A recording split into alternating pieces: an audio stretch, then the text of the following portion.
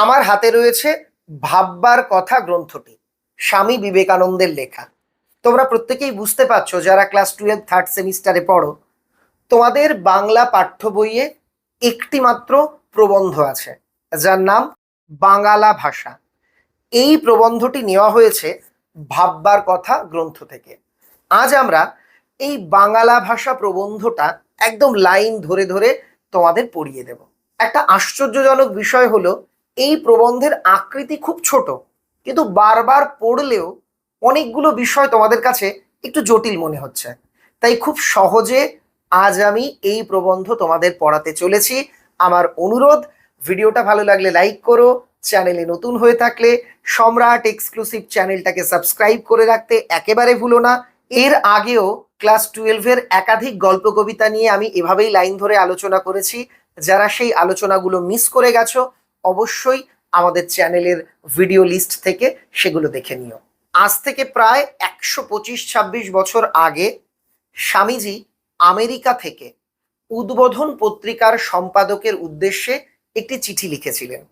সে সময় উদ্বোধন পত্রিকার সম্পাদক ছিলেন স্বামী ত্রিগুণাতীতানন্দ। তো ওনার কাছে স্বামীজি একটি চিঠি লিখেছিলেন। সেই চিঠিটাকেই পরবর্তীকালে প্রবন্ধ হিসেবে তার ভাববার কথা গ্রন্থের অন্তর্ভুক্ত করা হয়। গ্রন্থটা একদম ছোট। গ্রন্থের এই স্বল্প পরিসরে স্বামীজি কিন্তু একাধিক গুরুত্বপূর্ণ বিষয় আলোচনা করেছেন। আজকে যেহেতু আমরা বাংলা ভাষা নিয়ে আলোচনা করব, তাই আমি সহজে একবার বলে দিই এই প্রবন্ধে স্বামীজি কি বলেছেন, তারপর লাইন ধরে আলোচনায় আসবো। আর একটা জিনিস, যারা সম্রাট এক্সক্লুসিভ সাজেশন বই সংগ্রহ করেছো, আমার বিশ্বাস তারা অন্যদের চাইতে 5 কদম এগিয়ে আছো থার্ড সেমিস্টারের পরীক্ষা প্রস্তুতিতে। আর তোমরা যারা এই বই সংগ্রহ করেছো, তোমাদের জন্য একটি বিশেষ বার্তা রয়েছে ভিডিও শেষে, সবাই অবশ্যই শুনবে। আর যারা এখনো সংগ্রহ করনি, বই আউট অফ প্রিন্ট হয়ে যাওয়ার আগে অবশ্যই নিকটবর্তী বইয়ের দোকান বা অনলাইন থেকে সম্রাট এক্সক্লুসিভ থার্ড সেমিস্টারের সাজেস্টিভ সহায়িকা বই অবশ্যই সংগ্রহ করে নিও। এবার আসি মূল বিষয়, যেটা বলছিলাম আর কি। স্বামীজি এই প্রবন্ধে মূলত কৃত্রিমতা পরিত্যাগ করতে বলেছেন, অন্যের অন্ধ অনুকরণ পরিত্যাগ করতে বলেছেন। শুরুতে তিনি বললেন, সংস্কৃতের অনুকরণে গড়ে ওঠা সাধু ভাষাতে প্রাণের ছোঁয়া নেই, সে ভাষা নমনীয় নয়, ওই ভাষা বড় ধীর ভাষা, বড় মৃত ভাষা। এরপর স্বামীজি বললেন, একটি দেশ বা জাতির জীবনে যখন কৃত্রিমতা আসে তখনই সেটার অধোগতি হয়। এ প্রসঙ্গে তিনি গানের কথাও বলেছেন। সবটা পড়ব, চলো আর কথা নয়, এবার তাহলে লাইন ধরে আলোচনা শুরু করি। স্বামী বিবেকানন্দ রচিত প্রবন্ধ বাংলা ভাষা। 1900 খ্রিস্টাব্দের 20শে ফেব্রুয়ারি, মানে 20 ফেব্রুয়ারি আমেরিকা থেকে উদ্বোধন পত্রিকার সম্পাদককে, উদ্বোধন যে ম্যাগাজিন বা পত্রিকা, তার যিনি সম্পাদক, তার কাছে স্বামীজি যে পত্র লিখেন তাহা হইতে উদ্ধৃত। অর্থাৎ স্বামীজি 20শে ফেব্রুয়ারি 1900 সালে উদ্বোধন পত্রিকার তৎকালীন সম্পাদক স্বামী ত্রিগুণাতীতানন্দ মহারাজের কাছে একটি চিঠি লিখেছিলেন। সেই চিঠিটিকেই এখানে প্রবন্ধ হিসেবে আমাদের দেওয়া হয়েছে। পরবর্তীকালে এই প্রবন্ধটি ভাববার কথা এই গ্রন্থের অন্তর্ভুক্ত হয়। আমরা তাহলে লাইন ধরে ধরে প্রবন্ধটা পড়ব। এই প্রবন্ধে স্বামীজি চলিত গদ্য বা চলিত বাংলার সমর্থনে নিজের মতামত জানিয়েছেন। সংস্কৃতের অন্ধ অনুকরণে গড়ে ওঠা সাধু ভাষা, সেখান থেকে সরে এসে চলিত গদ্যকে আপন করে নেওয়ার পক্ষে তিনি মতামত এই প্রবন্ধে রেখেছেন। আমাদের দেশে প্রাচীনকাল থেকে সংস্কৃত সমস্ত বিদ্যা থাকার দরুন বিদ্বান এবং সাধারণের মধ্যে একটা অপার সমুদ্র দাঁড়িয়ে গেছে। স্বামীজির মতে প্রাচীনকাল থেকে সমস্ত উচ্চশিক্ষা বা বিদ্যা সংস্কৃত ভাষায় থাকার কারণে আমাদের সমাজে সাধারণ মানুষ আর যারা বিদ্বান, এই দুই শ্রেণীর মধ্যে অপার সমুদ্র, এখানে বোঝানো হচ্ছে বিশাল দূরত্ব, একটা বিশাল ডিস্টেন্স তৈরি হয়ে গেছে। বুদ্ধ থেকে চৈতন্য রামকৃষ্ণ পর্যন্ত যারা লোকহিতায় এসেছেন, লোকহিতায় বলতে লোকের মঙ্গলের জন্য, অর্থাৎ মানুষের কল্যাণ বা মঙ্গলের জন্য গৌতম বুদ্ধ, মহাপ্রভু চৈতন্য, রামকৃষ্ণ পরমহংসদেব যারা যুগে যুগে এই পৃথিবীতে এসেছেন, তারা সকলেই সাধারণ লোকের ভাষায় সাধারণকে শিক্ষা দিয়েছেন। আমরা যদি ইতিহাসের দিকে তাকাই, চৈতন্য মহাপ্রভু, রামকৃষ্ণদেব, বুদ্ধদেব প্রত্যেকে যারা মানুষের কল্যাণে এই পৃথিবীতে এসেছিলেন, তারা সাধারণ মানুষের মুখের চলিত ভাষাতেই সাধারণ মানুষকে শিক্ষা দিয়েছেন, সাধারণ মানুষের মন জয় করেছেন। তারা কিন্তু কখনো কঠিন ভাষা, কৃত্রিম ভাষা, কঠিন কঠিন শব্দ এগুলো ব্যবহার করেননি। তারা সহজ চলিত গদ্য ব্যবহার করেছিলেন বলেই সমাজের সর্বস্তরের মানুষের কাছে তারা পৌঁছতে পেরেছিলেন। পাণ্ডিত্য অবশ্যই উৎকৃষ্ট। এবার তোমার মনে হতে পারে, ও তার মানে কঠিন ভাষা ব্যবহার করা খারাপ, মানে পাণ্ডিত্য জিনিসটা ভালো না। স্বামীজি বলছেন না, পাণ্ডিত্য বিষয়টি অবশ্যই উৎকৃষ্ট, মানে শ্রেষ্ঠ বা ভালো, কিন্তু কটমট ভাষা যা অপ্রাকৃতিক, কল্পিত মাত্র, তাছাড়া কি আর পাণ্ডিত্য হয় না? কিন্তু যে ভাষা অপ্রাকৃতিক, প্রকৃতিতে নেই, যেটা কল্পিত, সেটা ছাড়া কি পাণ্ডিত্য জাহির করা যায় না? এখানে তিনি মূলত সাধু ভাষার কথা বলছেন।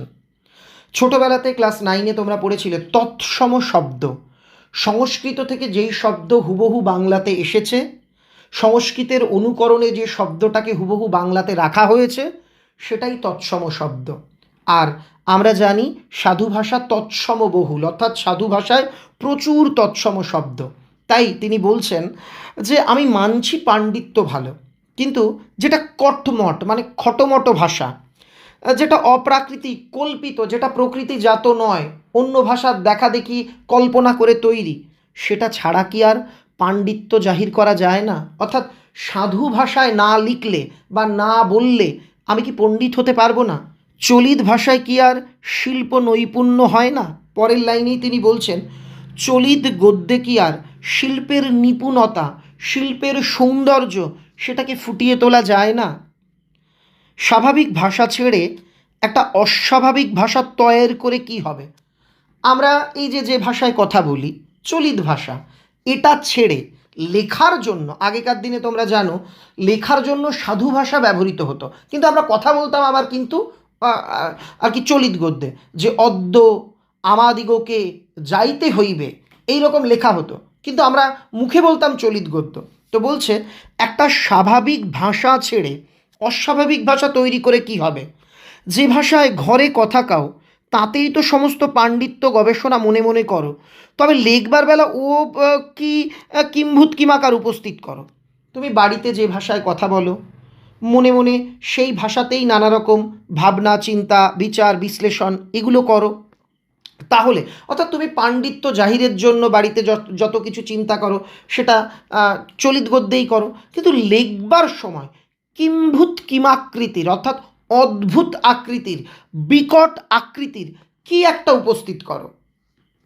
যে ভাষায় নিজের মনে দর্শন, বিজ্ঞান চিন্তা করো, যে ভাষাতে দর্শন মানে ফিলোসফি, বিজ্ঞান মানে সায়েন্স, এগুলোর বিষয় চিন্তা করো, 10 জনের বিচার করো যে এই মানুষটা ভালো, এই মানুষটা উপকারী, এই মানুষটা চালাক, এগুলো বিচার করো, সে ভাষা কি দর্শন বিজ্ঞান লিখবার ভাষা নয়? দেখো, একটা মানুষকে বিচার করতে গেলে তো আমরা এরকমই ভাবি যে এই মানুষটা ভালো, এই মানুষটা পরোপকারী, এই মানুষটা চালাক। আমরা কি তখন কঠিন কঠিন সাধু ভাষা ব্যবহার করি? তা তো না। যদি না হয় তো নিজের মনে এবং 5 জনে ও সকলে তত্ত্ববিচার কেমন করে করো?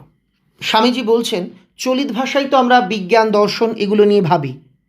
এই ভাষা আছে বলে চলিত গদ্যতেই তো আমরা 5 জনের বিচার করি, সকল তত্ত্ব বিচার করি। স্বাভাবিক যে ভাষায় মনের ভাব আমরা প্রকাশ করি, যে ভাষায় ক্রোধ, দুঃখ, ভালোবাসা ইত্যাদি জানাই, তার চেয়ে উপযুক্ত ভাষা হতেই পারে না। আমরা যে ভাষায় ক্রোধ, দুঃখ, ভালোবাসা এগুলো জানাই, রেগে গেলে এই তুই আমার বাড়ির থেকে চলে যা, আমি তোমাকে খুব ভালোবাসি, এই যে যেগুলো আমরা বলি অভিমান, আমি তোমার সঙ্গে কথা বলবো না, আমরা কিন্তু এগুলো চলিত গদ্যতেই বলি। আমি কি কারোর সঙ্গে, আচ্ছা তুমি কি কোনোদিন এরকম কাউকে বলেছো, মম হৃদয় তোমায় দেখিয়া আনন্দে অবগহন করিল? এরকমভাবে কেউ কোনোদিন কাউকে প্রপোজ করে শুনেছ? বা তুমি রাগ হয়ে, অদ্য হইতে আমি তোমার সঙ্গে, তোমার সহিত সমস্ত সম্পর্ক ছিন্ন করিলাম, এরকম কি আমরা বলি কখনো? বলি তো না। সেটাই এখানে বলা হচ্ছে, যে আমরা যে ভাষায় ক্রোধ, ভালোবাসা, দুঃখ জাহির করি, তার থেকে উপযুক্ত কোনো ভাষা হতেই পারে না। সেই ভাব, সেই ভঙ্গি, সেই সমস্ত ব্যবহার করে যেতেই হবে। অর্থাৎ নিজের মনের ভাব, সঠিক ভঙ্গি, এগুলো বোঝানোর জন্য চলিত গদ্যের ব্যবহার করতেই হবে। ও ভাষার যেমন জোর, যেমন অল্পের মধ্যে অনেক, যেমন যেদিকে ফেরাও সেদিকে ফেরে, তেমন কোনো তৈরি করা ভাষা কোনো কালে হবে না। চলিত ভাষার একটা গুণ আছে, এই ভাষাটা হলো বড্ড ফ্লেক্সিবল। অর্থাৎ তুমি যেদিকে ফেরাবে, যেমনভাবে এই ভাষাটাকে তৈরি করতে চাইবে, তেমনভাবেই তুমি ব্যবহার করতে পারবে। কিন্তু তৈরি করা ভাষা কখনোই মানে নিয়মের বাইরে যাবে না। এই যে যে আমরা সাধু ভাষায় কথা বলি, এটাকে কখনোই কিন্তু অন্যভাবে বলা যায় না, কিন্তু চলিত গদ্যকে তুমি নানাভাবে, নানা আঙ্গিকে বলতে পারো। ভাষাকে করতে হবে যেমন সাপ ইস্পাত, দুমড়ে মুচড়ে যা ইচ্ছে করো, আবার যে কে সেই, এক চোটে পাথর কেটে দেয়, দাঁত পড়ে না। কি বলছে স্বামীজি? বলছেন ভাষাকে হতে হবে সাফ ইস্পাতের মতো, পরিষ্কার ইস্পাতের মতন। ইস্পাত যেমন অত্যন্ত শক্ত, কিন্তু তাকে প্রয়োজন মতো বাঁকানো যায়, নোয়ানো যায়, অর্থাৎ এটা খুব নমনীয়। ভাষাও তেমনি শক্তিশালী হওয়া প্রয়োজন। যে কোনো ভাব প্রকাশের জন্য সেই ভাষা যেন আমরা ব্যবহার করতে পারি। ভাষা এমন শক্তিশালী হবে যে এক চোটে পাথর কেটে ফেলতে পারবে, কিন্তু দাঁত পড়বে না। অর্থাৎ শক্তিশালী অথচ নমনীয়, এই রকম। আমাদের ভাষা সংস্কৃতের গদাই লস্করি চাল। গদাই লস্করি চাল হলো একটা প্রবাদ, যে অত্যন্ত ধীর, অলস, এটা বোঝাতে ব্যবহৃত হয় গদাই লস্করি চাল। সংস্কৃত মানে সংস্কৃত ভাষা খুব স্লো একটি ভাষা স্বামীজির মতে। তো সেই সংস্কৃতের অন্ধ অনুকরণ করে যে সাধু ভাষা তৈরি হয়েছে, সেটা আসলে অলস, কৃত্রিম, তারও যেন গদাই লস্করি চাল। ওই চাল নকল করে অস্বাভাবিক হয়ে যাচ্ছে। মানে ওই যেটা বললাম, সংস্কৃতকে নকল করে, সংস্কৃতের ওই আলসেমি, সংস্কৃতের ওই ধীর ভাব নকল করে আমাদের সাধু ভাষাটাও ওই গদাই লস্করি চালের মতন হয়ে গেছে। ভাষা হচ্ছে উন্নতির প্রধান উপায়, লক্ষণ। একদমই খাঁটি কথা। ভাষা যে কোনো জাতি, যে কোনো সভ্যতার উন্নতিতে একটা বিশেষ ভূমিকা রেখেছে, এটা কিন্তু আমরা জানি। স্বামীজি এখানে মূলত এই যে যে অংশটা এখানে তিনি বলতে চেয়েছেন, যে আমরা মনে মনে যে ভাষায় ভাবি, যে ভাষায় ঘরে কথা বলি, সেই ভাষাটাই আমাদের লেখার ভাষা হওয়া উচিত। লিখবো একভাবে, বলবো একভাবে, এইটা কিন্তু ঠিক নয়। চলে এলাম পরের অনুচ্ছেদে। এইখানে স্বামীজি নিজেই যেন একটা আর কি কৈফিয়ত দিচ্ছেন। স্বামীজি এতক্ষণ ধরে চলিত গদ্যের পক্ষে সওয়াল করলেন। এইবার আমরা যারা বাঙালি, আমাদের সবার চলিত ভাষা কিন্তু এক নয়। তোমাদের মধ্যে অনেকেই আছে, আমি কাউকে উপহাস করে বলছি না, প্রত্যেকটা ভাষা মর্যাদাশীল। কেউ হয়তো বটে বটে বলে কথা বলে, যে তুই কেমন আছিস বটে, তোর সাথে আমার কথা লাই, এরকম। আবার অনেকে এইভাবে বলে, যে তখন থেকে খাড়ায় আয়েন আয়েন বয়েন, এইভাবে। আবার অনেকে মানে অনেক ধরনের বাংলা আছে। তো এই জায়গাতে আমরা যখন ক্লাস 9-এ ব্যাকরণ পড়েছিলাম, আমরা কিন্তু উপভাষা পড়েছিলাম, ভাষার ভাগ। সেখানে ছিল কি কি, রাঢ়ী, কামরূপী, বরেন্দ্রী, বঙ্গালী, ঝাড়খণ্ডী, এই রকম বাংলা ভাষার উপভাষা আছে। এক একটা উপভাষার মানুষ এক একভাবে কথা বলে, সবকটাই চলিত গদ্য। কিন্তু এখন প্রশ্ন হবে, স্বামীজি চলিত গদ্যের পক্ষে এত মত রাখছেন, তাহলে লেখার ক্ষেত্রে আমরা কোন চলিত গদ্যটাকে নেব? আচ্ছা, বাংলাদেশের মানুষ যে ভাষায় কথা বলে ওইটা নেব, নাকি নর্থ বেঙ্গলের দিকে, উত্তরবঙ্গের দিকে যে বাংলাটা প্রচলিত সেটা নেব? কি বলছে স্বামীজি একটু দেখি। যদি বলো ও বেশ কথা, বেশ, তবে বাংলাদেশের স্থানে স্থানে রকমারি ভাষা, এটা লেখা হয়েছে 1900 সালে। তখন বাংলাদেশ বলতে পশ্চিমবঙ্গ এবং বাংলাদেশ একই ছিল। সেখানে বিভিন্ন জায়গায় রকমারি ভাষা, এই যে বললাম 5টা উপভাষা, কোনটি গ্রহণ করব? স্বামীজি বলছেন, প্রাকৃতিক নিয়মে যেটি বলবান হচ্ছে এবং ছড়িয়ে পড়ছে সেটিই নিতে হবে। অর্থাৎ কলকেতার ভাষা। অর্থাৎ এই যে আমরা যারা কলকাতার আশেপাশে থাকি, রাঁড়ি উপভাষা, কলকাতা, 24 পরগনা, হাওড়া এই এরিয়াতে, এই ভাষাটাকেই তিনি বলছেন, এই কলকাতার ভাষাটাকেই আমাদের গ্রহণ করতে হবে। পূর্ব পশ্চিম যে দিক হতেই আসুক না কেন, একবার কলকাতার হাওয়া খেলেই দেখেছি সেই ভাষায় লোক কথা কয়। আমরা যে প্রান্ত থেকেই মানুষকে আসতে দেখি না কেন, পূর্ব দিক হোক বা পশ্চিম দিক, যখনই কেউ কলকাতার হাওয়া পেয়েছে দেখেছি সে কলকাতার ভাষাতেই কথা বলে। তখন প্রকৃতি আপনিই দেখিয়ে দিচ্ছে যে কোন ভাষা লিখতে হবে। এই জায়গাতে একটা উদাহরণ দিই, এটা কিন্তু অসম্মান করে বলা না। ধরো আমি যখন নর্থ বেঙ্গলে গেলাম, নর্থ বেঙ্গলের মানুষ এক ধরনের কথা বলছে, আমি একটু অন্য ধরনের বাংলা বলছি। সবাই কিন্তু আমার সঙ্গে যখন কথা বলছে তারা এই বাংলাটার মতো করেই বলার চেষ্টা করছে। তাহলে দেখা যাচ্ছে যে কোনো জায়গার মানুষ, এই যে কলকাতার মানুষ যে বাংলাতে কথা বলে সেটাই বলার চেষ্টা করে। প্রকৃতি এখানে দেখিয়ে দিচ্ছে এটাই কিন্তু শক্তিশালী, অর্থাৎ এই ভাষাতেই লিখতে হবে। যত রেল ও গতাগতির সুবিধে হবে, যত রেল ও যাতায়াতের সুবিধা হবে, তত পূর্ব পশ্চিমী ভেদ উঠে যাবে এবং চট্টগ্রাম হইতে বৈদ্যনাথ পর্যন্ত ওই কলকাতার ভাষাই চলবে।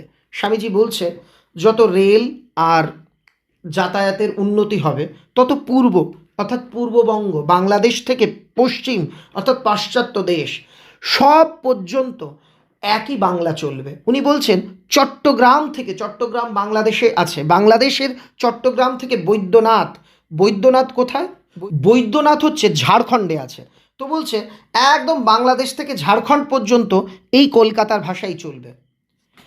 এবার স্বামীজি আবার বলছেন কোন জেলার ভাষা সংস্কৃতের বেশি নিকটে সে কথা হচ্ছে না, কোন ভাষা জিতছে সেটাই দেখো। দেখো স্বামীজি বলছে কোন ভাষাটা সংস্কৃতের কাছাকাছি, কোন ভাষাটা সংস্কৃতের থেকে দূরে, এই সব আলোচনা আমরা করছি না।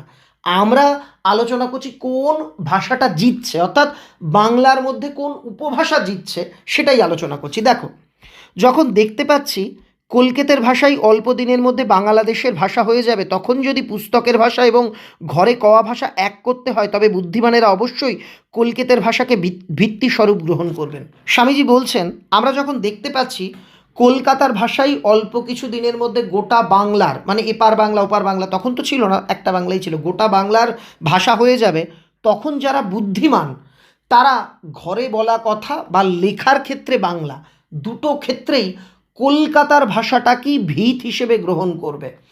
যদি মানে যারা বুদ্ধিমান তারা নিজেরাই তো দেখতে পাচ্ছে যে গোটা বাংলায়, এপার বাংলা ওপার বাংলা মিলিয়ে সব বাংলায় মানে দ্রুত গতিতে মানুষ কলকাতার ভাষাটাকে গ্রহণ করছে। তাই যারা বুদ্ধিমান তারা লেখালেখির ক্ষেত্রে বা ঘরে কথা বলার ক্ষেত্রে অবশ্যই কলকাতার ভাষাকে ভিত হিসেবে গ্রহণ করবে। আচ্ছা, কেমন লাগছে আমার পড়ানো বলো তো? তোমাদের কাছে আমার একটা প্রশ্ন, এটার উত্তর আমাকে কমেন্টে লিখবে। গদাই লস্করি চাল, এই কথার অর্থ কী? কারা কারা মনে রেখেছো, কারা কারা আমার পড়াটা মনোযোগ দিয়ে শুনছো, এটা বোঝার জন্যেই আমি তোমাদের প্রশ্নটা করলাম। আরেকটা বিষয়, তোমাদের জন্য আমাদের সম্রাট এক্সক্লুসিভ বইয়ের একটা সংশোধনী পিডিএফ তৈরি করা হয়েছে। এটার বিষয় আমি ভিডিওর শেষ অংশে তোমাদের বুঝিয়ে বলবো। এথায় মানে এখানে গ্রাম্য ঈর্ষাটিকে জলে ভাসান দিতে হবে, গ্রাম্য হিংসা, যে হ্যাঁ আমি অমুক জায়গায় থাকি, আমার উপভাষা হচ্ছে বঙ্গালী, বা আমার উপভাষা ঝাড়খণ্ডী, বা আমার উপভাষা বরেন্দ্রী, আমারটা ভাষা না, আমি কেন কলকাতার ভাষায় বলবো? বলছে এই গ্রাম্য ঈর্ষা, এই হিংসাটাকে ত্যাগ করতে হবে। সমস্ত দেশের যাতে কল্যাণ, যেখানে সমস্ত দেশের মঙ্গল, সেটা তোমার জেলা বা গ্রামের প্রাধান্যটিকে ভুলে যেতে হবে। স্বামীজি খুব বিনয়ের সঙ্গে বলছে যেখানে যে সমস্ত দেশের মঙ্গল, সেই জায়গাতে তোমার নিজের জেলা বা তোমার গ্রাম, সেখানে কোন বাংলা হয়, সেখানে কোন বাংলায় কথা বলা হয়, সেখানে কোন বাংলার প্রাধান্য আছে, এগুলো ভুলে যেতে হবে। ভাষা ভাবের বাহক, ভাবই প্রধান, ভাষা পরে। সত্যি তো, ভাব প্রকাশের জন্য ভাষা। এই যে আমরা কথা বলি, ধরো তুমি আমার সামনে এসে দাঁড়িয়েছো, আমি তোমার প্রতি রাগ দেখাবো যে দূর হয়ে যাও আমার সামনে থেকে, বা আমি তোমাকে বলবো আমি তোমায় খুব ভালোবাসি, বা আমি তোমায় বলবো আমার তোমাকে খুব ভালো লাগে, বা আমি তোমায় বলবো তোমার সঙ্গে কথা বলতে আমার খুব ভালো লাগে। এই যে মনের ভাব, এইটা প্রকাশের জন্যই তো ভাষা এসছে। অতএব ভাব আগে, ভাবই প্রধান, ভাষা পরে। এইবার একটা দারুণ কথা স্বামীজি লিখছেন, হীরেমতির সাজ পরানো ঘোড়ার ওপর বাদর বসালে কি ভালো দেখায়? সংস্কৃতের দিকে দেখো দেখি। সংস্কৃতের সঙ্গে তিনি এই কথাটা কেন বললেন যে হীরেমতি পরানো ঘোড়ার উপর বাদর বসালে ভালো দেখায় কি না? এইটা তোমাকে একটুখানি বুঝতে হবে। এই কথাটা আসলে একটা রূপক, এটার আড়ালে স্বামীজি অন্য জিনিস বোঝাতে চেয়েছেন। তিনি বলেছেন একটা উদাহরণ দিয়ে যে একটা ঘোড়া, তাকে হিরে মতি দিয়ে পুরো সাজানো, তার পিঠের ওপর যদি একটা বাদরকে বসানো হয় তাহলে কুৎসিত দেখাবে, সেটা কি ভালো লাগবে? ঠিক তেমনি সাধারণ কোনো বিষয়কে অনর্থক কঠিন, জটিল, জমকানো সাধু ভাষা দিয়ে যদি কঠিন করে বলি তাহলে সেটাও হাস্যকর মনে হবে। কি বলছে? হীরেমতির সাজ পরানো ঘোড়ার ওপর বাদর বসালে কি ভালো দেখায়? ঠিক সেরকম আমি একটা মনের ভাব প্রকাশ করব, সেটাকে সংস্কৃতর অনুকরণ করে সাধু ভাষা দিয়ে জটিল কঠিন করে যদি বলি সেটা ঠিক হবে না। সংস্কৃতের দিকে দেখো দেখি। এবার প্রাবন্ধিক বলছেন তুমি সংস্কৃতের দিকে তাকাও, ব্রাহ্মণের সংস্কৃত দেখো। এখানে ব্রাহ্মণের সংস্কৃত বলতে বেদে যে সংস্কৃত আছে সেটা দেখো। সবর স্বামীর মীমাংসা ভাষ্য দেখো, সবর স্বামীর লেখা মীমাংসা ভাষ্য, এই গ্রন্থটা দেখো। পতঞ্জলির মহাভাষ্য দেখো, পতঞ্জলির লেখা মহাভাষ্য গ্রন্থটা দেখো। এগুলো বইয়ের নাম। শেষ আচার্য শঙ্করের ভাষ্য দেখো, শঙ্করাচার্যের লেখা ভাষ্য গ্রন্থটি দেখো। এগুলো উন্নত সংস্কৃত ভাষার নিদর্শন ছিল। বলছে তুমি এইগুলো দেখো, আর অর্বাচীন কালের সংস্কৃত দেখো। অর্বাচীন মানে নবীন, যা প্রাচীন নয়, যা মূর্খ তাকেও অর্বাচীন বলা হয়। তো বলছে এই অর্বাচীন কালের, এই নবীন কালের সংস্কৃত দেখো। এখনই বুঝতে পারবে যে মানুষ যখন বেঁচে থাকে তখন জ্যান্ত কথা কয়, মরে গেলে মরা কথা কয়। তুমি যদি প্রাচীনকালের সংস্কৃত দেখো তাহলে বুঝতে পারবে সেই সংস্কৃত জীবন্ত ছিল, সে ভাষা প্রাণবন্ত ছিল। আর বর্তমানের কালের সংস্কৃত কঠিন কঠিন শব্দ বিশেষণ দিয়ে সেটাকে একদম মৃত বানানো হয়েছে। এটা মৃত ভাষা। মরণ যত নিকটে হয় নতুন চিন্তাশক্তির তত ক্ষয় হয়। যত মরণ নিকটে আসে তত চিন্তাশক্তি ক্ষয়ে যায়। এটা মানুষের ক্ষেত্রেও দেখবে একজন চিন্তাশীল ব্যক্তি সে যখন বৃদ্ধ হয়ে যাচ্ছে সে কিন্তু আর চিন্তাশীল থাকে না, তার চিন্তাশক্তি ক্ষয় পায়। ততই দু একটা পচা ভাব রাশিকৃত ফুল চন্দন দিয়ে ছাপবার চেষ্টা হয়। এটার মানে কি? এটাও তোমাকে বুঝতে হবে। মানুষ মারা গেলে যেমন তার পচন ঢাকতে অনেক সময় আমরা তার উপর থেকে সুগন্ধি, ফুল, চন্দন এগুলো ব্যবহার করি, ঠিক তেমনি চিন্তাশক্তি হারিয়ে গেলে বা লেখার মধ্যে আসল কোনো ভাব না থাকলে মানুষটা ঢাকবার জন্য, নিজের এই অপারগতা ঢাকবার জন্য, ধরো লেখার মধ্যে কোনো ভাবরাশি নেই, তখন আমরা কঠিন কঠিন অলংকার, বিশেষণ এগুলো বসাই। এটাকেই স্বামীজি মরার লক্ষণ বলেছেন। কেমন? বাপ রে, সে কি ধুম! 10 পাতা লম্বা লম্বা বিশেষণের পর দুম করে রাজা আসিত, অর্থাৎ রাজা ছিলেন, এই কথাটুকু বলবার জন্য আমি ধরো তার আগে লম্বা লম্বা বিশেষণ বসালাম। রাজা ছিলেন এটা বোঝানোর জন্য ধরো সংস্কৃতে এইরকম লেখা হয়, তুমি দেখবে প্রবল প্রতাপান্বিত ভুজবল পরাজিত ভূপাল প্রজানুরাগী প্রজা হৈতৈষী সূর্যবংশ তিলক রাজাধিরাজ শ্রীমন রাজা আসিত। মানে জাস্ট রাজা ছিলেন এইটুকু বলবার আগে সংস্কৃততে কঠিন কঠিন বিশেষণ, সে কি 10 পাতা লম্বা লম্বা বিশেষণের পর দুম করে আসল কথাটা লেখায়। আহা কি পেঁচোয়া বিশেষণ! স্বামীজি ব্যঙ্গ করে বলছে উরি আমার পেঁচালো বিশেষণ, কি বাহাদুর সমাস, উরি আমার সমাসের ব্যবহার কি শ্লেষ। এখানে সমাস, শ্লেষ এই বিষয়গুলো কি তোমাকে কিন্তু জানতে হবে। সমাস কি তোমরা তো জানোই, যে অনেকগুলো পদকে এক পদে পরিণত করা। যেমন সিংহ চিহ্নিত আসন ইজ ইকাল টু সিংহাসন, এটা সমাস। আর শ্লেষ কি? শ্লেষ হলো এক ধরনের শব্দ অলঙ্কার। যখন কোনো বাক্য বা কবিতায় একটি শব্দ একবার মাত্র ব্যবহার করা হয় কিন্তু সেই একটি শব্দ থেকে একাধিক অর্থ প্রকাশ পায় তখন তাকে শ্লেষ বলে। তিনি বলছেন উরি বাবা, এইসব বিশেষণের মধ্যে কত বিশেষণ, কত সমাস, কত শ্লেষ, ওসব মরার লক্ষণ। এইগুলিকে স্বামীজি বলছেন মরার লক্ষণ। যখন দেশটা উচ্ছন্নে যেতে আরম্ভ হলো তখন এইসব চিহ্ন উদয় হলো। ওটি শুধু ভাষায় নয়, সকল শিল্পেই এলো। মানে উনি বলছেন এটা শুধু ভাষার ক্ষেত্রে নয়, সমস্ত শিল্পের ক্ষেত্রেও হয়েছে। এখানে কি বোঝাতে চেয়েছেন? স্বামীজি বোঝাতে চেয়েছেন দেশ যখন পতনের কাছাকাছি পৌঁছয় তার প্রভাব শুধু ভাষা নয়, শিল্প সংস্কৃতির উপরও পড়ে। একটা উদাহরণ দিয়ে বলছেন, একটা বাড়ি, সেটার ধরো ভাবভঙ্গি ঠিক নেই, বেঁকা তেড়া, ওপরে ধরো চাল নেই, সেই বাড়ির পিলার কেটে মানে খুঁড়ে খুঁড়ে সুন্দর আলপনা তুমি আঁকলে, এটার কোনো মানে আছে? নেই।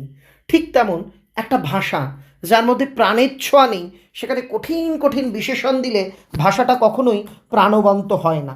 তিনি আবার বলছেন গয়নাটা নাক ফুঁড়ে ঘাড় ফুঁড়ে ব্রহ্মরাক্ষসী সাজিয়ে দিলে সে গয়নার লতা পাতার কি বিচিত্র ধুম। তিনি কি বলছেন, একটা গয়না ধরো আমি তোমার নাক মুখ ঘাড় ফুঁড়ে সারা গায়ে পেঁচিয়ে দিলাম, লতা পাতা আঁকা, তোমায় দেখতে ব্রহ্মরাক্ষসীর মতো লাগবে। গয়না পরার মূল উদ্দেশ্য হলো সৌন্দর্যকে ফুটিয়ে তোলা।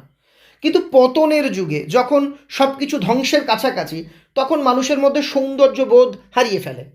তখন তারা ভাবে যদি অনেক ওজন হয়, অনেক লতা পাতা আঁকা থাকে, তাহলেই বুঝি ভালো লাগবে, ঘাড় ফুঁড়ে গা ফুঁড়ে সেই লতা পাতা দিয়ে সোনা যদি মানে গায়ে পেঁচানো হয় তাহলে দেখতে তো ব্রহ্মরাক্ষসীর মতো লাগবে। ঠিক সেই রকম উনি বোঝাতে চেয়েছেন একটা ভাষা যখন পতনের দিকে যাচ্ছে তখন তাকে সেই নানা রকম বিশেষণ এটা ওটা দিয়ে সে একটা জটিল কি যেন একটা তৈরি করে ফেলা হচ্ছে। এরপর স্বামীজি কি বলছেন, গান হচ্ছে কি কান্না হচ্ছে কি ঝগড়া হচ্ছে তা ভরত ঋষিও বুঝতে পারবেন না। ভরত ঋষি হলেন প্রাচীন ভারতের একজন নাট্যশাস্ত্র, সঙ্গীত এবং নৃত্যের আদি পণ্ডিত। স্বামীজি ব্যঙ্গ করে বলেছেন গান গাওয়ার সময় গায়কের গায়ক যদি অদ্ভুত অঙ্গভঙ্গি করতে থাকে, মানে অদ্ভুত ধরনের বিভিন্ন বিচিত্র সুরে একটা গান গাইতে থাকে, তখন গান সঙ্গীত নৃত্য সাহিত্যে পারদর্শী ভরত মুনি এসেও বুঝতে পারবে না যে এটা আসলে কি হচ্ছে। তিনি তাই বলেছেন। আবার সে গানের কি পেঁচোয়া ধুম, সে কি আঁকাবাঁকা ডামাডোল, ৩৬ নারীর টান রে বাপ, তার মানে কি? এখানে বোঝানো হয়েছে সুরের জটলা পাকানো। গানকে সহজ শ্রুতিমধুর করার বদলে গায়করা যদি মানে একেবারে ৩৬ রকম যে সুর আছে ৩৬ রকম দিয়ে একসঙ্গে গাইতে থাকে, তাহলে সেটা এমন একটা পেঁচালো জটিল জিনিস হয় যে তার কোনো মানে থাকে না। তার উপর মুসলমান ওস্তাদের নকলে দাঁতে দাঁত চেপে নাকের মধ্যে দিয়ে আওয়াজে সে গানের আবির্ভাব। তখনকার দিনে লখনৌ বা দিল্লি ঘরানার মুসলমান ওস্তাদেরা গান গাওয়ার একটা নির্দিষ্ট ধরন ছিল, যেমন খেয়াল টপ্পা এই ধরনের। বাঙালি গায়কেরা সে নিজেদের স্বকীয়তা ভুলে বাংলার গান ভুলে তারা ওই রকম নকি নকি সুরে গাওয়ার চেষ্টা করত। অন্যের অনুকরণে আমাদের সেই গানগুলো কৃত্রিম, ভাবহীন, প্রাণহীন হয়ে যেত।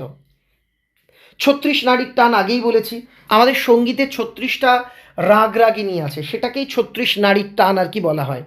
এগুলো শোধরাবার লক্ষণ এখন হচ্ছে, এখন এগুলোকে শোধরানোর লক্ষণ দেখা যাচ্ছে।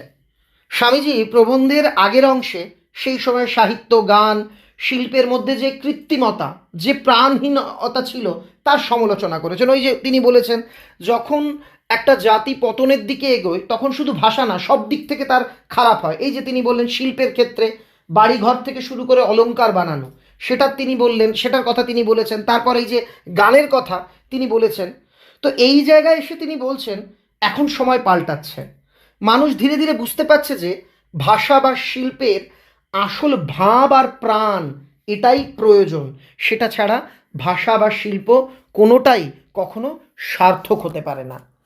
এখন ক্রমে ক্রমে বুঝবে যে যেটা ভাবহীন প্রাণহীন সে ভাষা সে শিল্প সঙ্গীত কোনো কাজের নয়। এখন বুঝবে যে জাতির জীবনে যেমন যেমন বল আসবে তেমন তেমন ভাষা সঙ্গীত শিল্প প্রভৃতি আপনা আপনি ভাবময় প্রাণপূর্ণ হয়ে দাঁড়াবে। স্বামীজি এখানে একটা চমৎকার তত্ত্ব দিয়েছেন। জাতীয় জীবনে যেমন আর কি বল আসবে, অর্থাৎ একটি দেশ বা জাতি যখন মানসিকভাবে স্বাধীন হবে, বলশালী হবে, শক্তিশালী হবে, তখন থেকেই তার উন্নতি শুরু হবে। যখন সে কৃত্রিমতা ঝেড়ে ফেলবে, অন্যের অন্ধ অনুকরণ ঝেড়ে ফেলবে, তখন সে শক্তিশালী জীবন্ত হয়ে উঠবে। যখন সে পরমুখী থাকবে না, যখন সে স্বাবলম্বী হবে, তখন তার শিল্প, সংস্কৃতি সব কিছু আপনি আপ খুব ভালো হয়ে যাবে।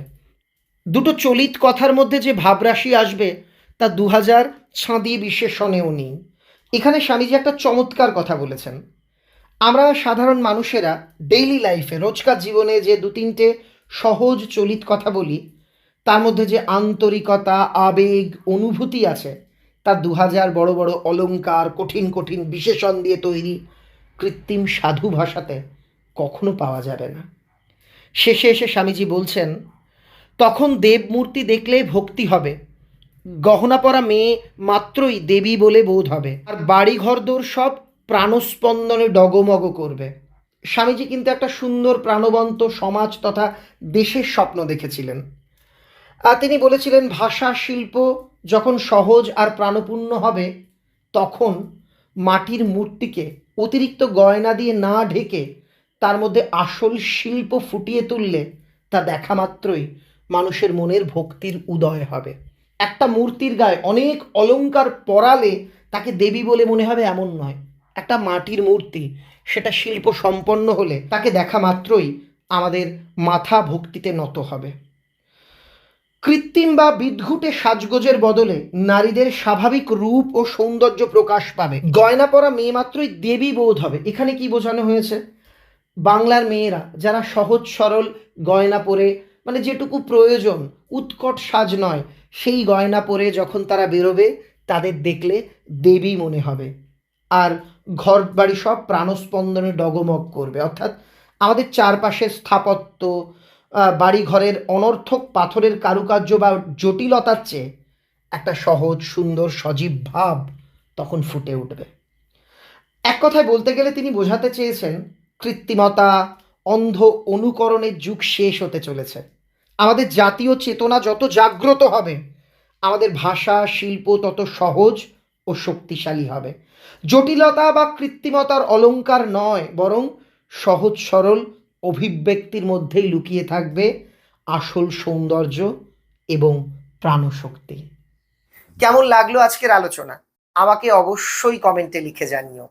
আর বলেছিলাম, সম্রাট এক্সক্লুসিভ সাজেশন বই যারা সংগ্রহ করেছো, একটা বিশেষ বার্তা আছে। দ্রুত বই প্রকাশ করতে গিয়ে বইয়ের মধ্যে সামান্য দু একটা জায়গাতে কিছু ছাপার ভুল নজরে এসেছে। আমরা তো অন্য প্রকাশনীর মতো নই যে ভুলটাই তোমাদের পড়াবো। ভুল হলে মাথা নিচু করে ক্ষমা চেয়ে নেব এবং তোমাদের সঠিকটা জানাবো। এজন্য বইয়ে যেখানে যেখানে ত্রুটি নজরে এসেছে, একটা হসন্তেরও যদি ভুল হয় বানানে, সবটা আমরা কারেকশন করে দিয়েছি। তার পিডিএফ লিংক আমি আজকে ফার্স্ট কমেন্টে দিয়ে দেব, এবং সেখানে একটি গ্রুপেরও লিংক আছে, আমাদের হোয়াটসঅ্যাপ গ্রুপ, যেখানে আমি নানা তথ্য নানা সময় জানাই। তোমরা অবশ্যই জয়েন করে নিও। পিডিএফটা যারা বই সংগ্রহ করেছো প্রত্যেকে ডাউনলোড করে বইয়ে ওই ওই অংশগুলো একটু সংশোধন করে নিও। সবাই ভালো থেকো। দেখা হচ্ছে খুব তাড়াতাড়ি পরবর্তী ক্লাসে। Thank you very much.